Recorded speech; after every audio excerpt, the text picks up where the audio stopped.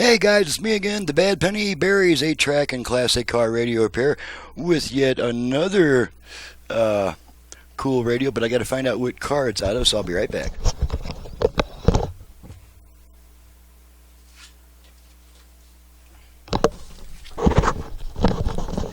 Here I was all confident that I wouldn't need the customer's folder because he's such a steady customer that I know his city of residence by heart. But he's sent me mostly home units in the past, so I had to consult the file. So this radio is out of a 1975 Chevy Monte Carlo, and Ken has requested the internal FM conversion. Wired to the original connectors, which means you don't get the increase in output power, but it plugs right back in, and it works with your existing speaker system with no modifications. So I've got it set to FM at the moment. I have all 5 presets set to FM stations in my area, so we can get through it quickly, and here we go. Oh, and incidentally, this was originally a mono. Obviously, AM is mono, so the only stereo source was the 8-track. So this light would normally light when you put an 8-track in there. Well, I think we know when there's a tape in there, so I just reassigned this to be an FM stereo indicator. So that's all that is. So here we go. I think that says so much about Hair at Village Medical. Okay, now we're going to go to AM. We'll get one strong station around the center. Code Protect and get 15% off the regular. Okay, there's our AM. So while we got it on talk radio, let's test our virtual balance and fader. Okay, front rear fader. Fader adjust. Okay, all the way front, all the way rear, front, rear, center. Sacrificing on style or service. Fader set. Fader set. Left, right balance. Shutter straight balance adjust.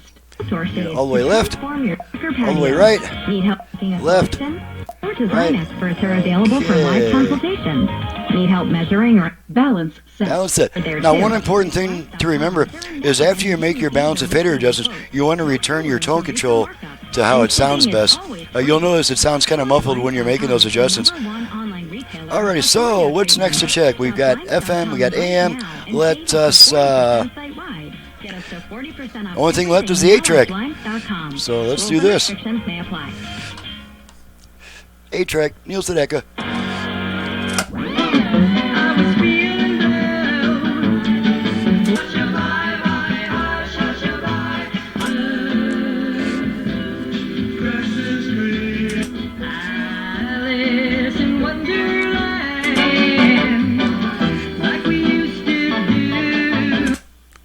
Blank spot there.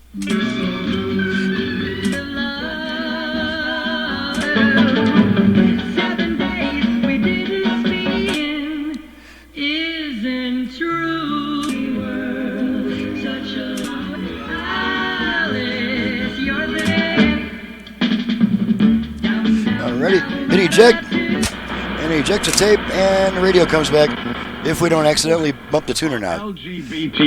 So there we go. Yeah, the key to hitting this eject button is to press it very slightly, otherwise it'll change your station. And it's okay to go ahead and just pull the tape out too. If you can get it, yeah, that's not too hard to pull out that way.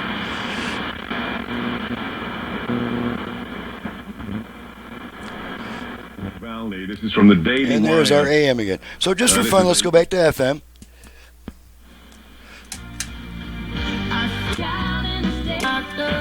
Bill special from me. And there we go. And you can see the dial light works because when you turn it off, it goes. This type of radio, the dial light has to be on even during the daytime because of the crazy way Delco designed this unit.